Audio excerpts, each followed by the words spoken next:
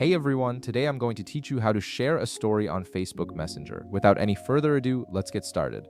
First, open the Messenger app on your phone. Once you're in, look at the bottom of your screen and tap on Stories. This is where all your active stories and your friends' stories appear, and it's also the hub for creating and sharing your own content. Now you'll see an option that says Add to Story at the top of the screen. Go ahead and tap on it. This will open up your phone's gallery, giving you access to all your photos and videos that you can turn into a story.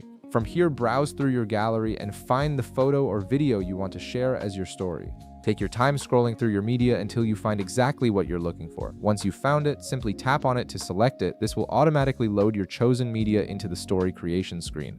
After selecting your content, you'll see a preview of how your story will look. This preview screen is where you can make any final adjustments before sharing it with your friends. It's a good idea to review it carefully to make sure everything looks the way you want it to. If you've selected a video or a photo with audio, you'll notice a sound option at the bottom of the screen.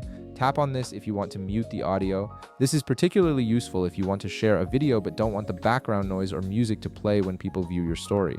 You'll also see a settings option nearby. Tap on this to control who can see your story.